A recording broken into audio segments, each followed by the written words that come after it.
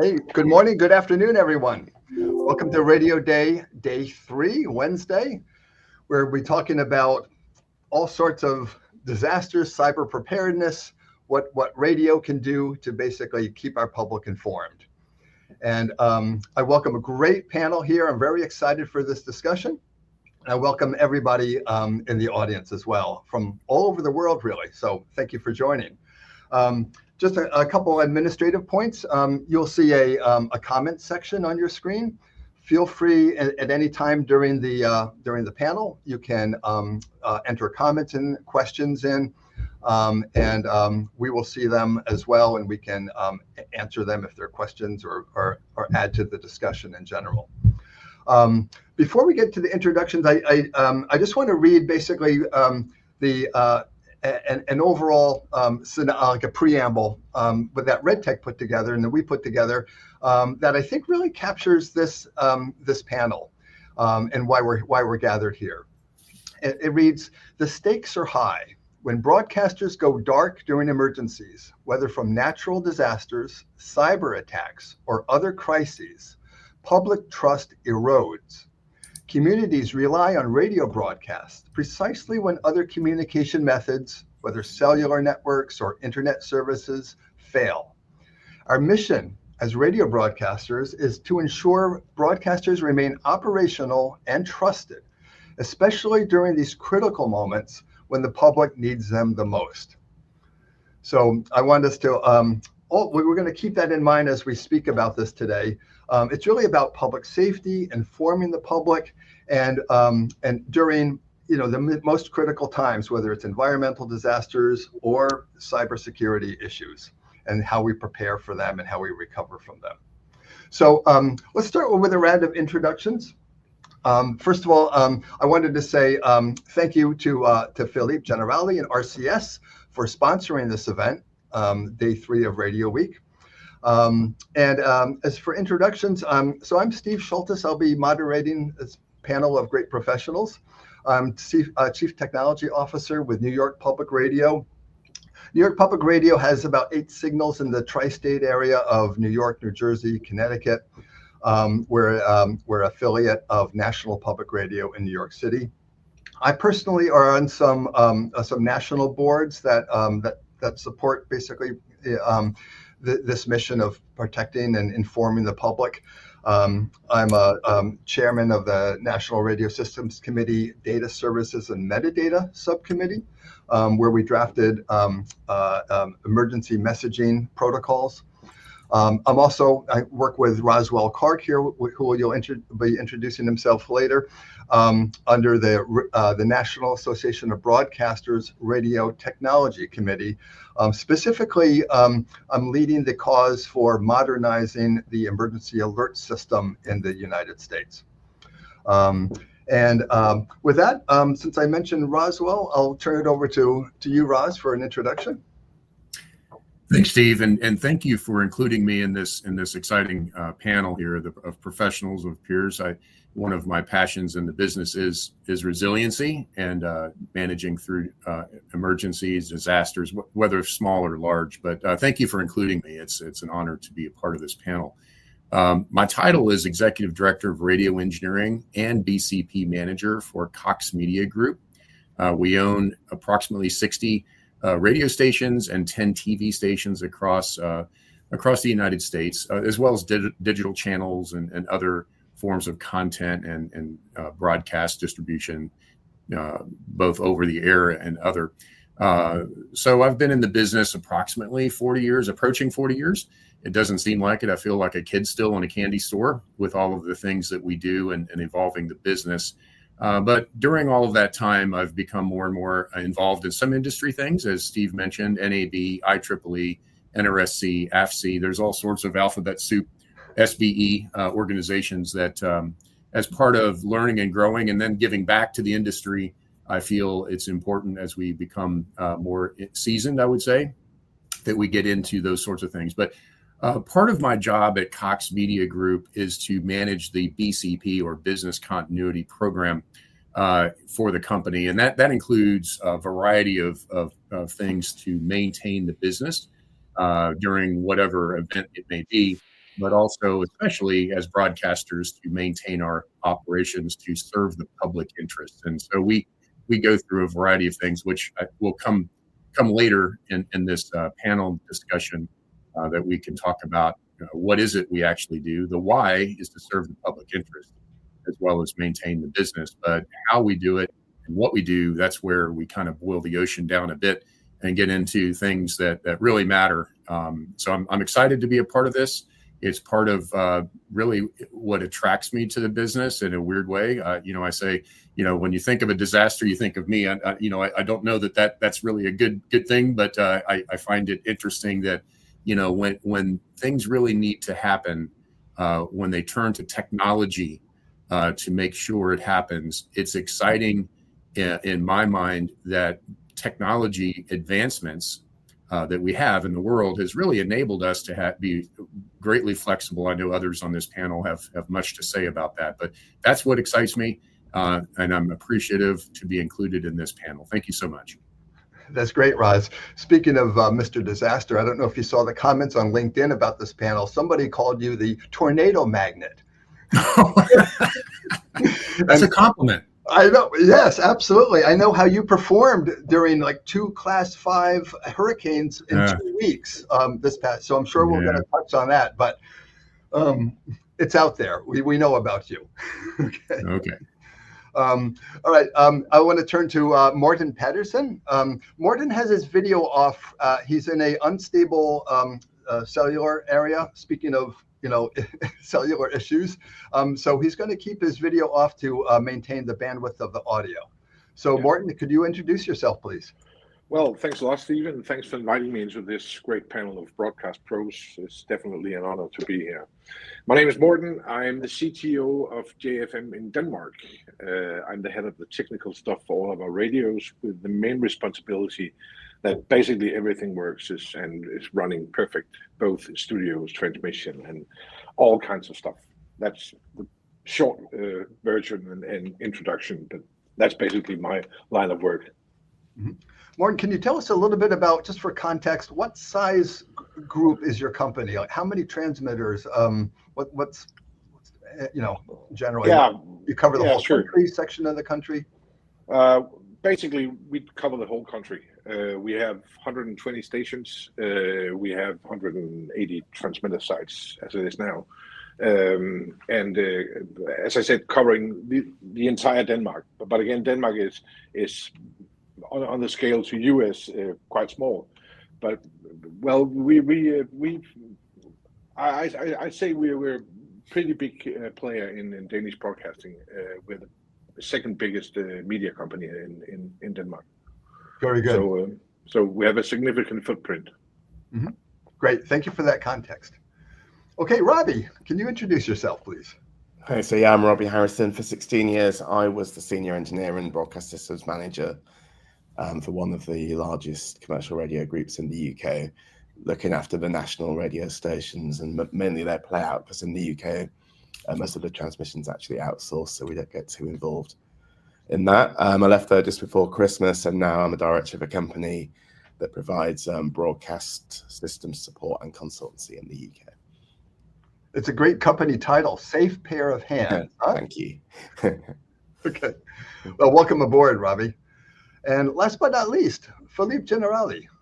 Can you introduce yourself, please? Yeah. Hey, everyone. Thank you for putting that panel together. We really are thrilled to be talking to such an eminent panel of specialists here. So I'm Philippe Generali. I'm the CEO of RCS Worldwide. RCS has been in the business of providing broadcasters around the world for solutions to help them put their content on the air and make money with it. So today we have about 15,000 radio stations using our software. We're in 119 countries.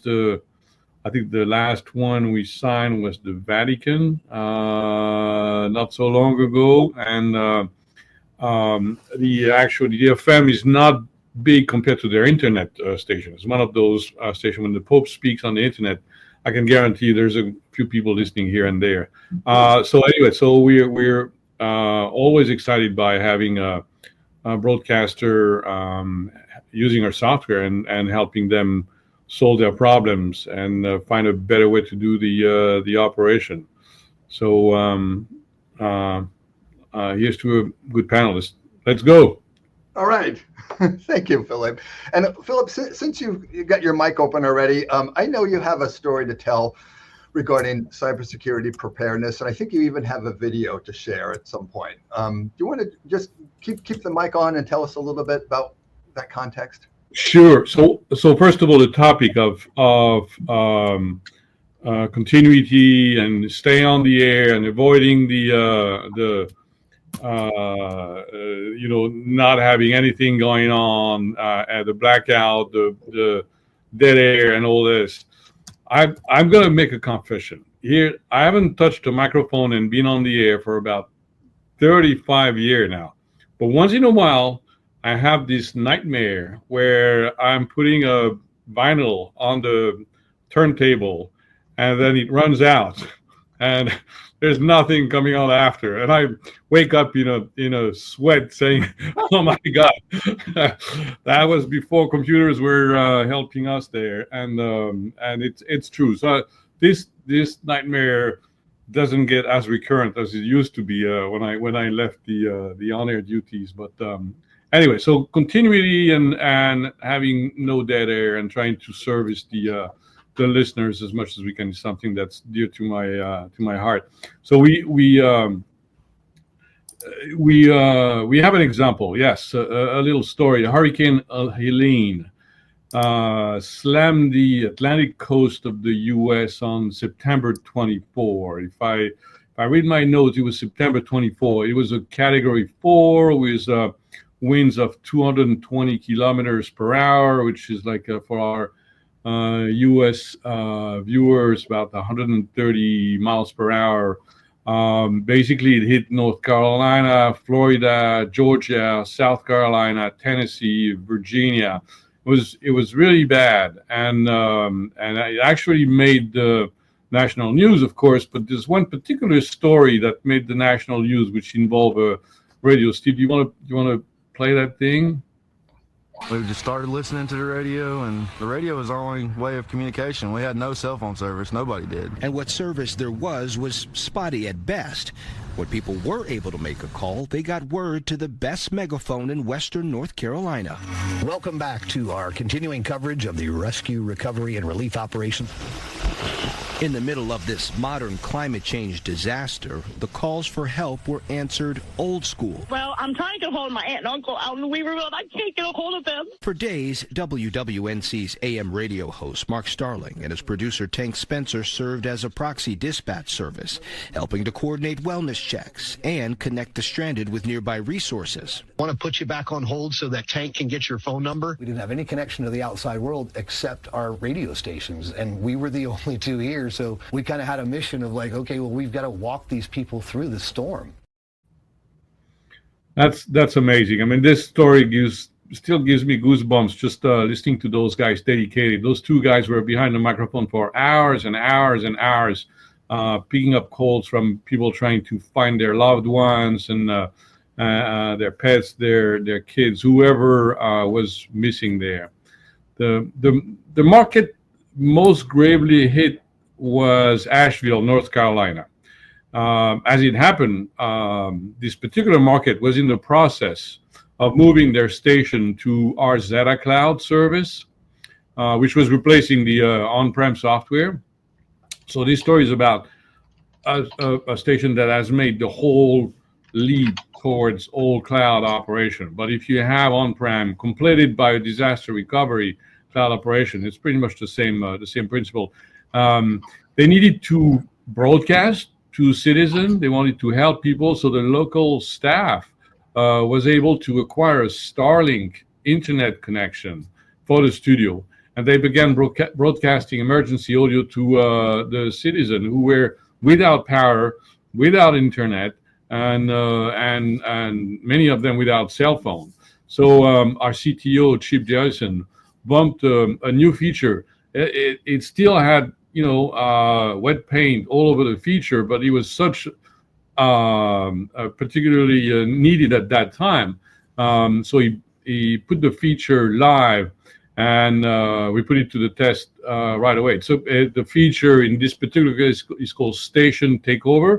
It allows a single user to select stations either one at a time or by group and pick a source of audio and immediately take over a station broadcast and streams, and one at a time or in bulk return to normal programming. This is the power of centralization. So the audio needs not be in the market. It can come from anywhere where there is talent, and that is in a safe location. In this case, however, they had power in the studio. Those guys had some, gas and a good old power generator to get the studio going, and they chose to go live from there with the disaster around them. So they were really in the heart of the action, and it could have been done from anywhere. But kudos to first of all our dev team for the feature, but mainly to those guys on the ground to make radio what it's really supposed to be, is a link between listeners, the first social media, right, where everybody's listening and communicating to each other. Absolutely. Philippe, we've heard so many stories, especially like I'm in America, so I'm just going to talk about the things that I've recently heard, just not even recently, over the years, out west in California and Canada, the fires, right? The last 2 summers of fires. And we always hear stories about the first thing people lose is their power. The next thing that goes is the cellular. And they get in their cars and they turn on their radio. And so they can learn, like, all right, is the storm heading my way? Do I have to evacuate? We saw the same thing here almost 12, 14 years ago at Hurricane Sandy in New York City. We were on generator power for 6 days. We lost power. Everybody lost power. People didn't know if you were in an evacuation zone. The City of New York website crashed that posted the evacuation zones. So no one knew if they had to leave Brooklyn or wherever.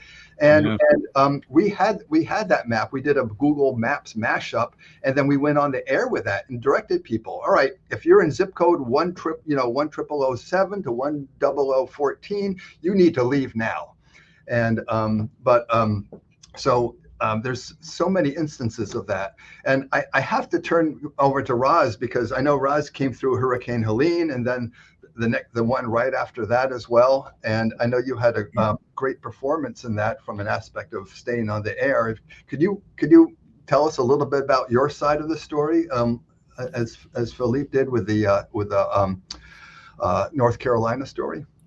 Well, sure. But I would have to say that you can see in my title or the headline there, I say Tampa, Florida. I live in Tampa, Florida.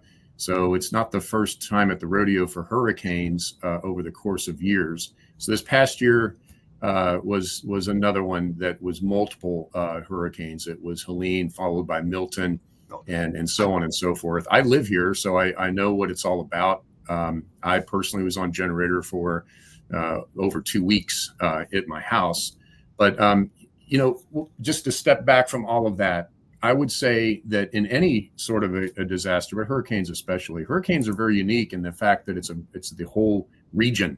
It's not even just a city. It's regionalized. And so when that happens, it affects the people. It affects the entire resource of everything.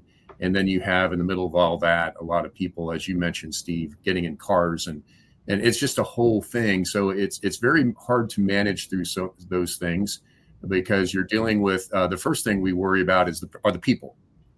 I'm talking about our staff, but also the community. So people first always. And then during those sorts of things, it's how do you communicate to these people? So that's a very critical thing to know. Where are they? Are your people? What are their plans? Where are they dispatched to? And how can you maintain some sort of communication with them? Because as you said, cellular goes down, all sorts of things that we take for granted, they're not there anymore. So we have a whole system on that. That's a standalone communications methodology that reaches people, and we can confirm. So we have a back and forth to confirm their status. We learned about that during Katrina, which was a major disaster, as we know. But it displaced people and couldn't tell, are they okay or not? Where are they? And do they need help?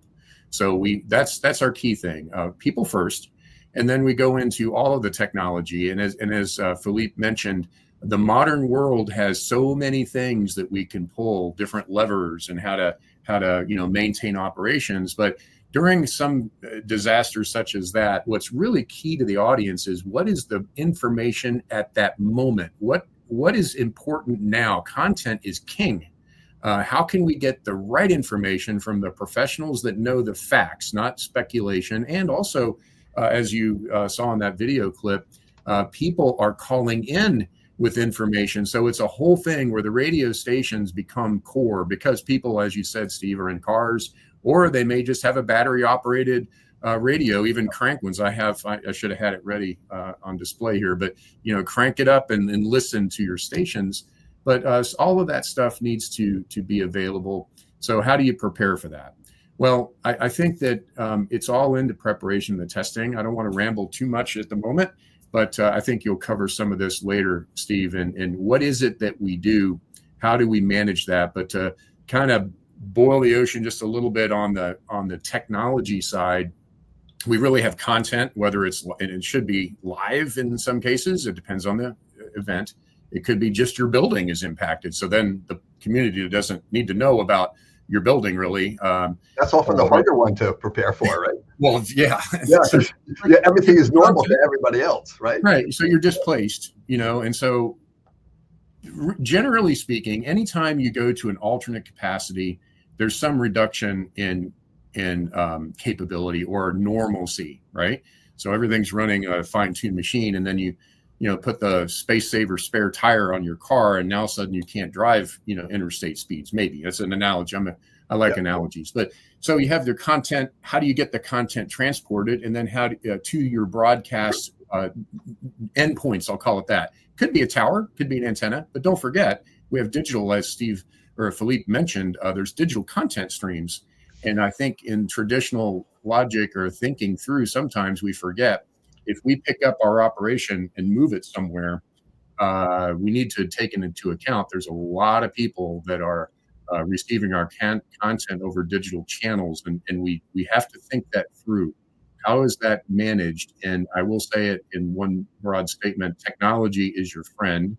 So we go through people, process, technology, those three legs of a stool, which I'm saying we'll probably let that sit for a minute because each of those are critical that we review that, because all three of those change they're changing constantly. But if you don't review those at least yearly, you're kidding yourself when you get surprised by something unexpected and out of the normal environment.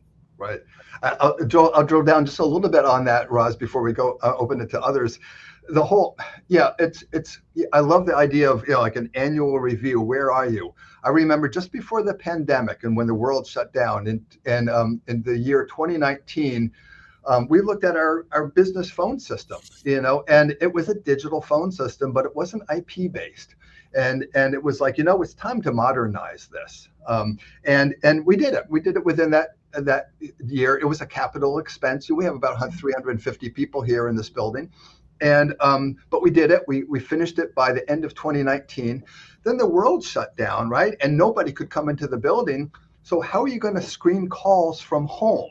Well, it's an IP connection. Just, if you have an IP connection at home, bring the call screener home. We were able to do that. If we hadn't have even touched that system, we would have had to risk our people's health by having them come into the building to sit behind a computer, take calls and things like that, because we needed to take calls. People had questions. People needed to vent. People needed to talk, and we needed to, like Philippe said, it's the early social media, right? But because we modernized our system and we were able to do that. I think back 25 years now, believe it or not, 9/11 occurred 25 years ago, right? And we were evacuated. We were in the shadow of the World Trade Center. We lost our transmitter site, which was the World Trade. Our studios, we had to move. We had to go basically to a news bureau for a month in somebody's office.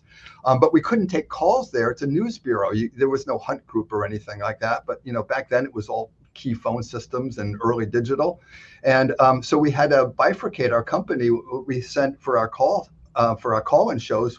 We hijacked another station. We basically stayed at another station for that month and did our call-in shows there.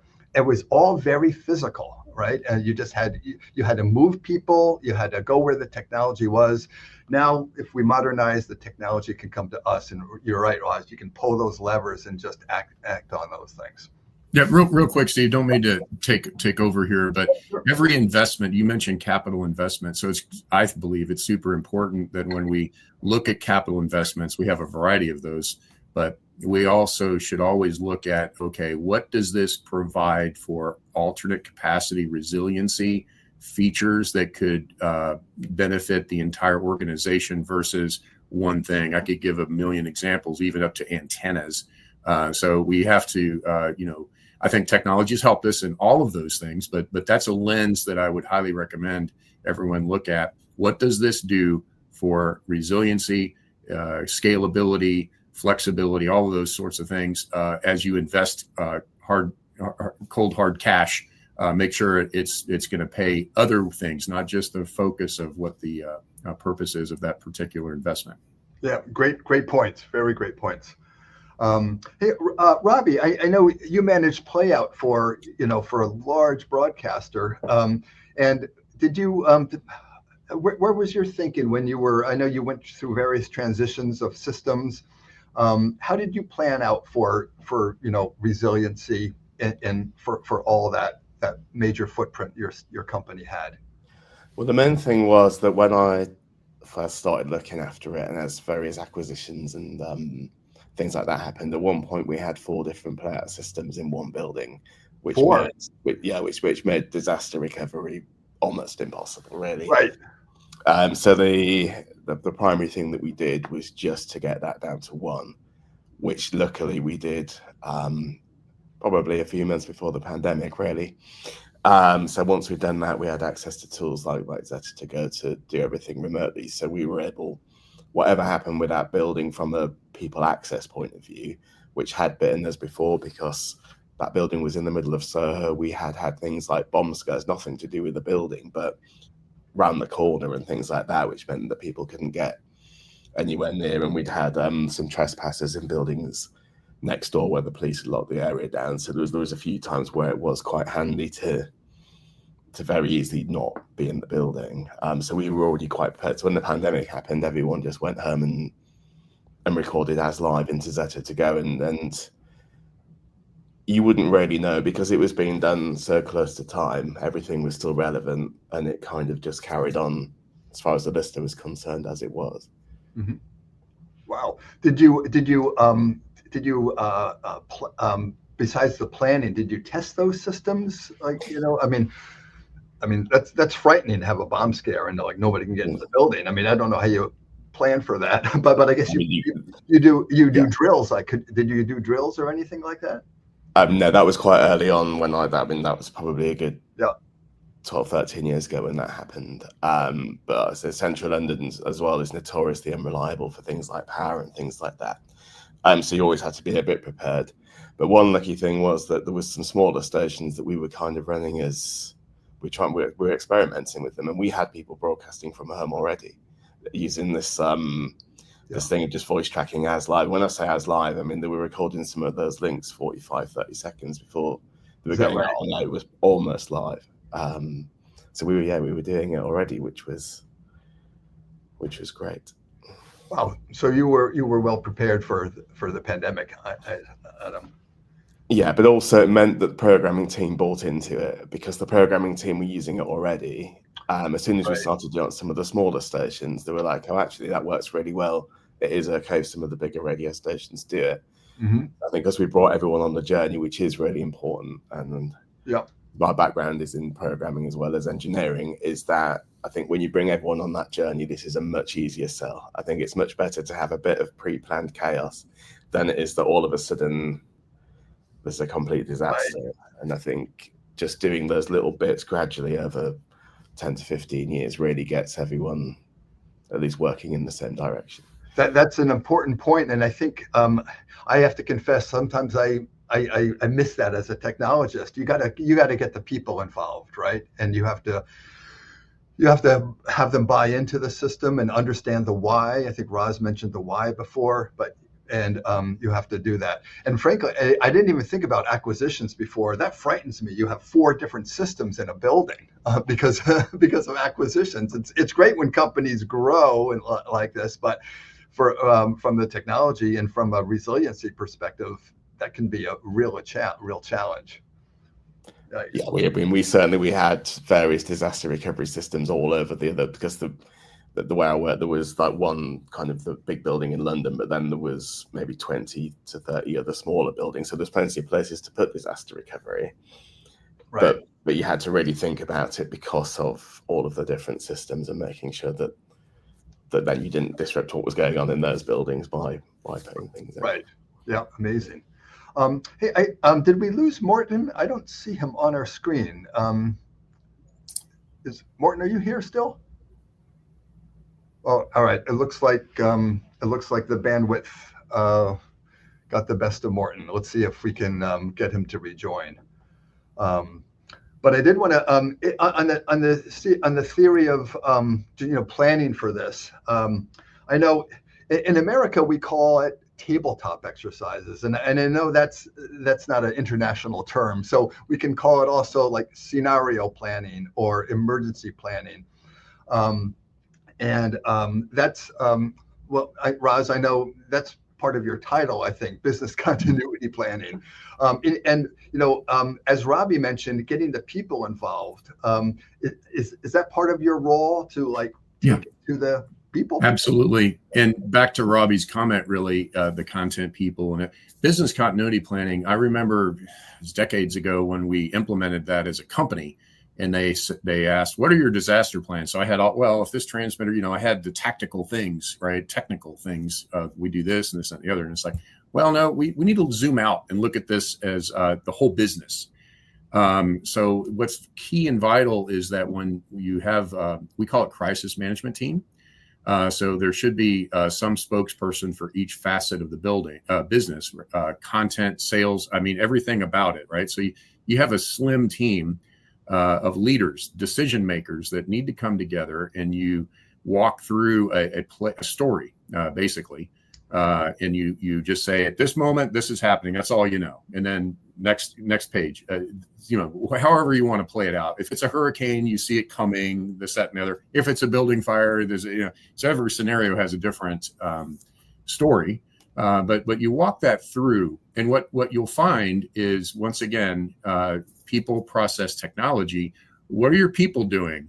Do they know what to do? Because people change. You have people that are hired in that are new, people change jobs, whatever.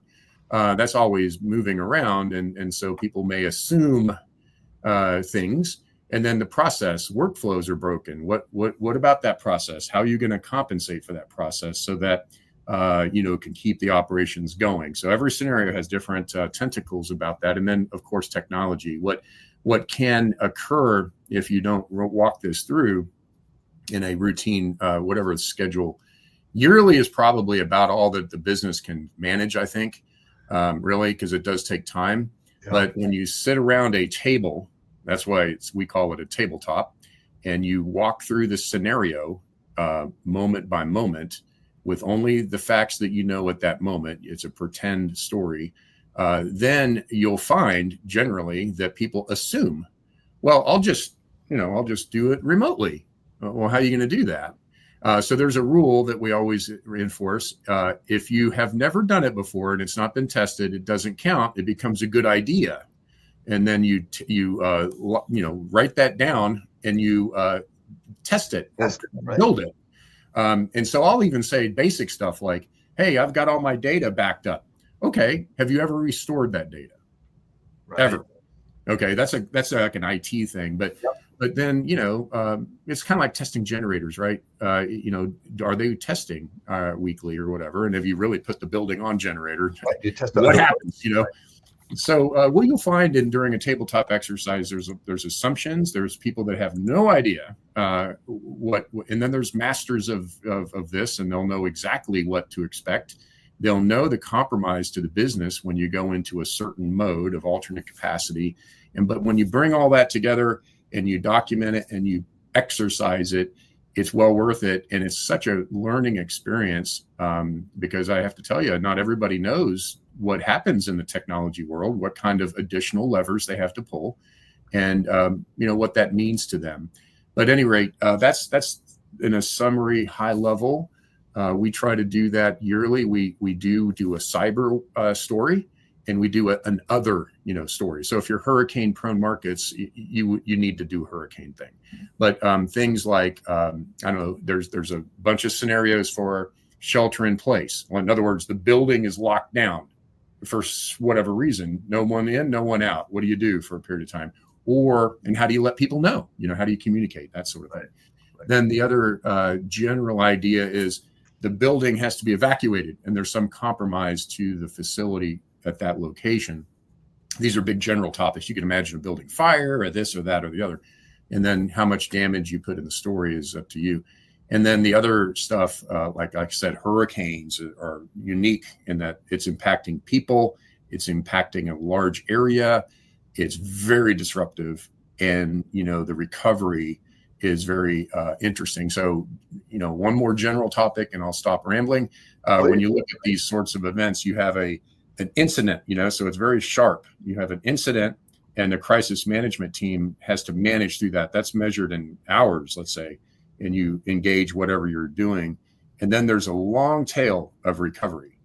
We've gone through, as you mentioned, I'm the tornado attractor guy, but I won't take responsibility. We had an F5 take out a tower, a very tall tower here in Florida years ago. And, that's a long tail recovery to get completely back to normal is 2 years. So in the middle of that, you have all sorts of things you're doing. And then other things that are much shorter is a building flood, roof gets ripped off and water's pouring into your transmitter site or something like that. We've had all of the above, but so recovery is a longer tail. But the incident response and how you communicate and how you pull the levers quickly, that's so important. And then the recovery becomes more of you can noodle over the options and recovery plan and all that stuff a little bit, at a different pace. I'll say it that way. Sure. That's amazing detail, Ross. Thank you for that. I just to embellish that a little bit, I went to a very interesting scenario plan with a cyber group, and hacking is everywhere now, right? And this was a really well done exercise where there were basically media companies in the room, say 50 companies, print, radio, TV. And the scenario was that a journalist like Twitter account was hacked, or no, I guess it was it was maybe a whole password vault for journalists was hacked, and now all of a sudden, and you had a foreign state taking over journalists, social media posts and things like this, and how do you respond to that? How do you recover from that? And I know a big part of this, probably that's part of your business continuity planning, Roz, is that you have a legal representative there, as well as a public relations person, because you have to get out to the public for just protecting your brand. That saying that, look, if it's a disaster, we're going to be back on the air as soon as possible. Somebody's handling that. If it's a hack, you could say that, this is an impersonation, and we're working through that. But so there's many different scenarios to play. That's right. Yeah, communication is, listen, we're in the communications business, but that's always a gappy thing. But internal communications and external, they're clearly very sensitive things. But if you don't communicate, you've failed. So you have to communicate. But how that's managed in those ways, you're exactly right. There are, legal, especially cyber and all this other, really anything. Sure. the company has to represent itself. I'll make one quick comment. We had another tower that got hit by a helicopter years ago that went down, and the TV stations, everyone's on site, and someone's out there from the company, and they were making comments, on TV, which no facts to understand what happened, and you don't want to do that because speculation is not good. So you do need to keep it, keep communications clear, accurate, and make sure it's representing the reality of the situation and not speculation. That's a whole big thing about communication. Right. That's great. And that's why we have PR professionals to handle that. That's great. But we have to lean on them. We have to include them in our planning too. Very good. Well, I see Morten is back. I hope you're in a good connectivity area, Morten. Yeah, me too. I'm sorry. Great. So Morten, we've been talking a lot about how we've recovered from disasters, how we've gotten through disasters, how we serve the public, how we plan for disasters. You have a large footprint with JFM. Can you tell us a little bit about how, a little bit of tips about how you've planned for resiliency of your broadcasts? Well, we spend a significant amount of money over the last years improving our chain of broadcasting, and I can only encourage everybody to take this in consideration when building stations, both with backup power generator for the on-premises equipment and backup systems to keep your station on air. It could be such as a microwave, STL, and much more, just to be able to get something on air because content, as Roswell said, is crucial and important to the public. Most of our hosts currently is located elsewhere than on the station during their shows. We basically only have one show that gets into the station every day and make their morning show. And it's been like this almost since COVID. We believe that it leaves us with the best resilience if we can get some sort of attack. And since we're a large-scale media company in Danish terms, the work with the continuity plan is a task we were given from our CEOs. Keep the media alive almost no matter what, because when it comes to public trust, we are met with quite high expectations. So we do monthly tests and threat scenario tests to make sure everybody knows what to do and what to do when and when to do what. Amazing. I think, Morten, you've uncovered a paradox in my thinking, especially since COVID. Here, so it's pre-2020. We've all spent a lot of capital on our resiliency of our plants. We've got a 0.5 megawatt generator sitting a few floors above me here. We've got a 250 kVA UPS conditioning the power and holding us up in the event of a power fluctuation to get to the generator. We've got all sorts of connectivity to our transmitter sites, but then COVID comes and we've now got, like you said, most of our talent still working at home, and without all that resiliency that we've built so carefully in place.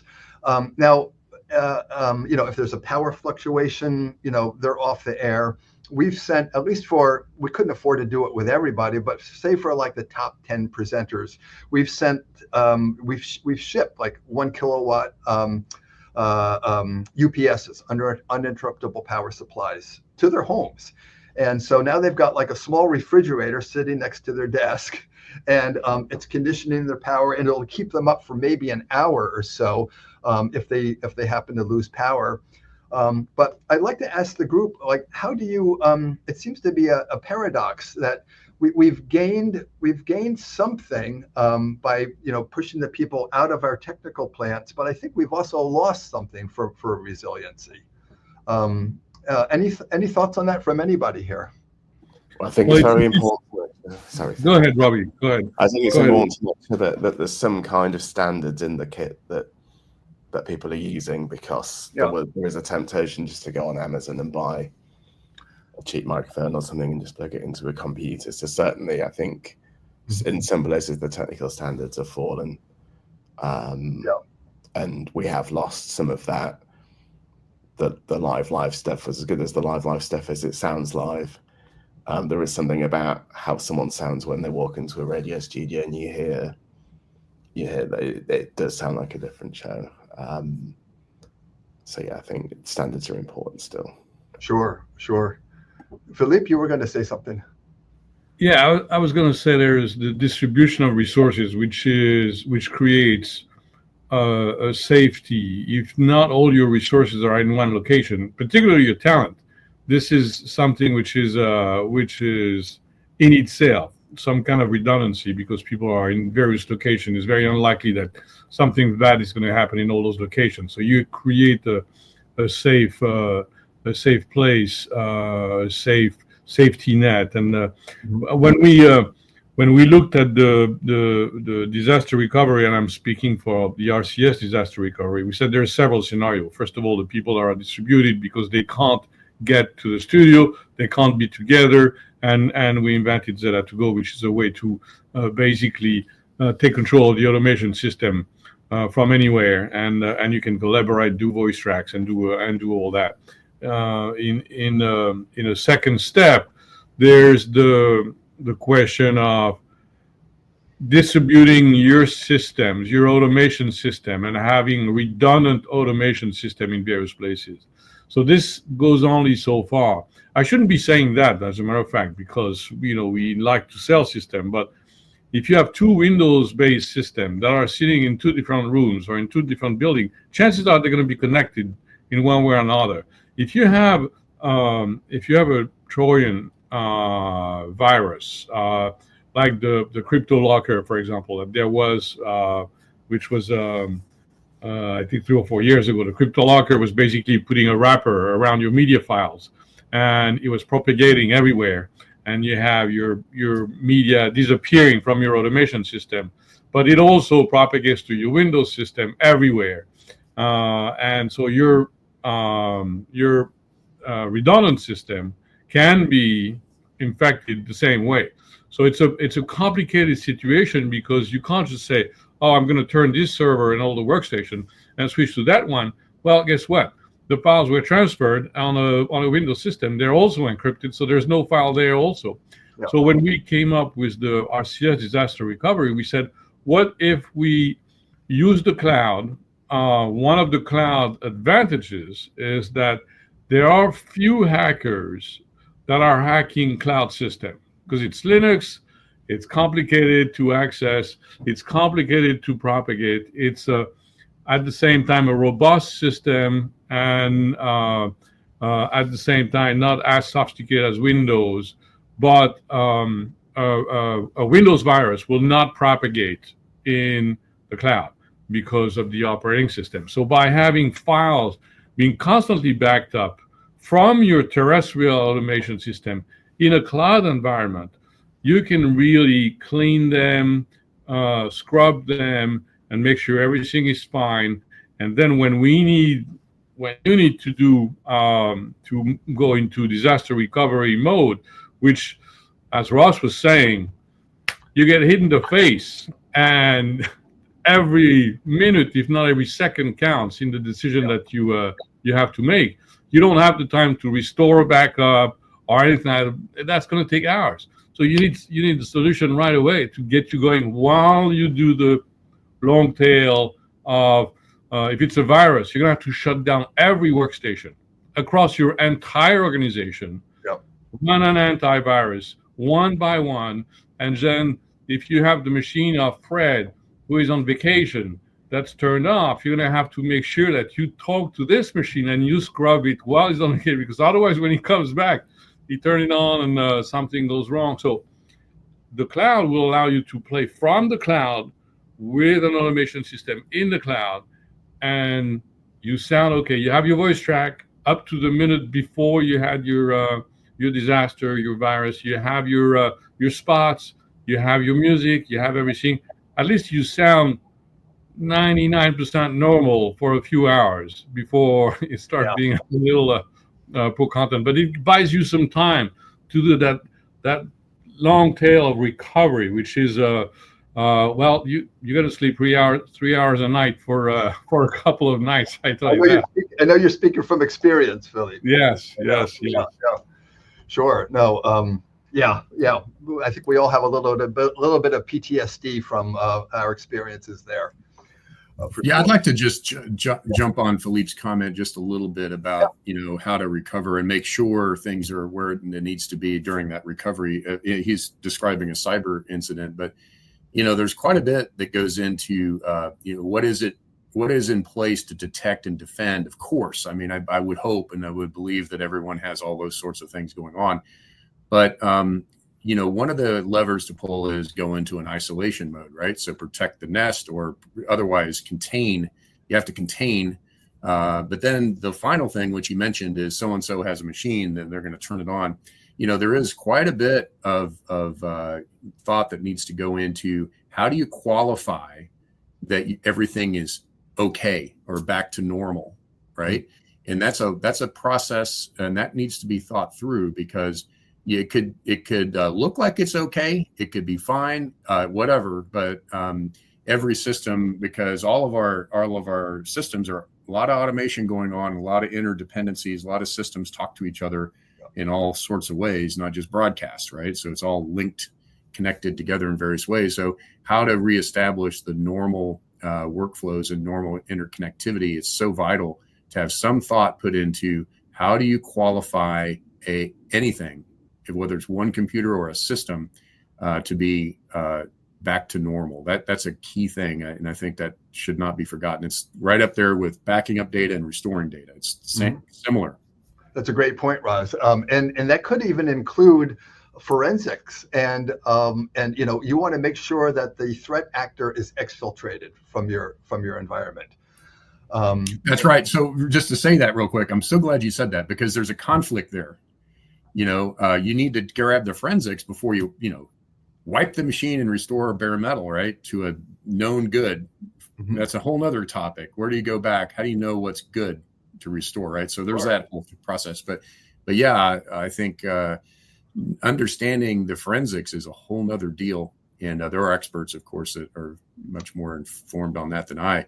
But that's a step. It's right up there with legal, right? You need Absolutely. to make sure you get the breadcrumb trail figured out before you just randomly do things. Yeah. And I will say, I mean, I don't know how many companies have that skill set on board. We certainly do not. So that's part of our cyber liability plan. We have partners queued up, basically everything from cyber liability, lawyers to forensics, and frankly, the FBI, Federal Bureau of Investigation for the U.S., is right across the street from me, for better or for worse.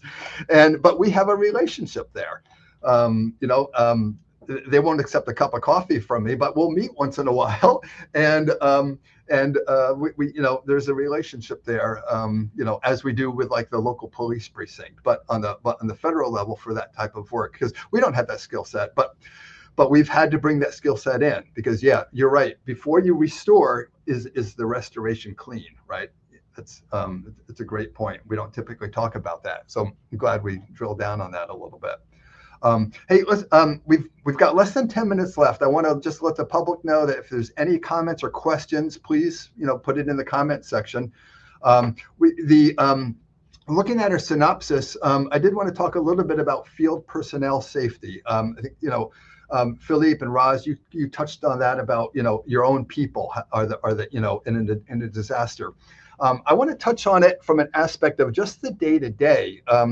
And I'll start by saying, at New York Public Radio, we have a staff of about 60 journalists, and they're often in the field, and that's their job, basically. And sort of like the emergency responders, they don't run away from emergencies, they run into them. And the question is, how do you keep them safe? We've done a couple of steps. And really, we're just kind of starting to take these steps. But back in December, around Christmas time, there's something. It's a funny name, but it's a serious issue in America. It's called porch pirates. It's basically thieves. Especially around the holidays, they look at they go through neighborhoods. They see Amazon packages on the porches, and they steal them. So we had an investigative journalist basically order 3 items on Amazon, like, I don't know, a pair of sneakers or something, in smallish boxes. They opened the boxes, they implanted Apple AirTags in each of the devices. They sealed them back up with Amazon tape that we got from Amazon. And it's basically, it's a virgin box sitting on a porch. And he put them out there, and then they were all stolen, but he tracked them, and he confronted the thieves. So I get a call like the day he's out in the field up in the Bronx, and it's like, Steve, we got this guy up, he's about to like confront this thief, and is there anything you can do to help him? And it's like, so we got on a Slack channel just to keep in communication, and a cell phone channel. And I told him, listen, we have, it's for lack of a better term, we have wearable a remote panic buttons. It's a shoot, I have one right here. It's a wrist device. You wear it on your wrist like a watch. Just opening it for a second. Sorry, I should have been prepared. This is it, and it's got a couple buttons on it, and from a format of escalating scenarios, you can, if you're a reporter, you go into your site, you can check in. And it basically, we preset this up in IT. It checks in with the support team, whether it's somebody in the newsroom, it could be myself, a director of physical security, could be even legal, but they can check in. And then in this case, the next day he took one of these and wore it, and then he tracked himself. You can push the button that says "Start tracking me," and then we can all see a live view of his footsteps, basically. And then when he gets to a touchy subject, like if he's confronting this thief, if he needs to, he can hit another button that's basically it dials emergency response. In America, it's 911. And as he does so, it also sends an emergency message to the support team. At that point, the watch turns into basically a wearable phone, basically. I'm sure in a year this is all going to be available on the watches, right? But this is what we have for now, and they basically.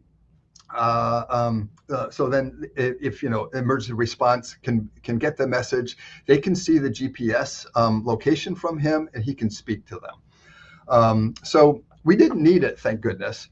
But that's one thing that we're doing just to protect the journalists in the field. The other thing I wanted to show briefly is you can get these. I can't open it because it's a one-time use thing, and once you open it, you have 15 minutes to use it. This is a wearable escape mask or escape hood. It basically gives you 15 minutes of clean breathing air in the event you're covering a protest or something, and tear gas is used or mace comes out or whatever.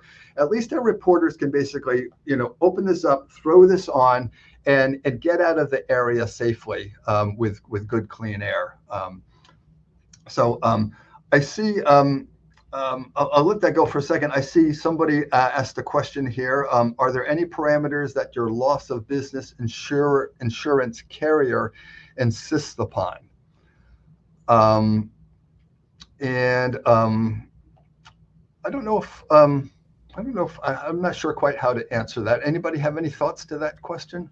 I guess it depends on the size of the business, really. I mean, certainly a lot of small business insurance here in the UK recommend that you get something like Cyber Essentials, which is a health check that you can do. But like a lot of larger businesses will just self-insure anyway. Right. I mean, when for cyber liability insurance, that's a big thing now. We on an annual basis, we have to answer like 300 questions, and we have to provide documents. We're speaking about restorations. We have to show our restoration plan, our business continuity plan. We have to show all of that. So I guess that kind of falls under that as well. In the US, I know that as a provider of software, we're sometimes being asked to be SOC compliant. Right. And the SOC compliance is a certain resilience to outside events and attempt to interfere in the chain of data, which could corrupt the data and result in loss of commercial played on air and things like that. So there's a few certification that we as a vendor need to have. Right. Great point. Holy cow, folks! I'm the poor moderator. I lost track of time. Here it's 59 minutes after the hour. Before we get cut off or however this ends, I just want to thank everybody. This has been such a dynamic conversation. It's not typical that just the time flies by, but it sure did. And I think we've had a great dynamic discussion, a lot of actionable details that have come out of this.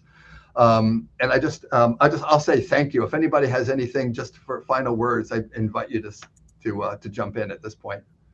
Thanks for the invite. Appreciate it. Thanks a lot. Thanks everyone for the time, and thanks for watching. Yeah. Yes, thank you. Thank you all. Thanks again for RCS for sponsoring this.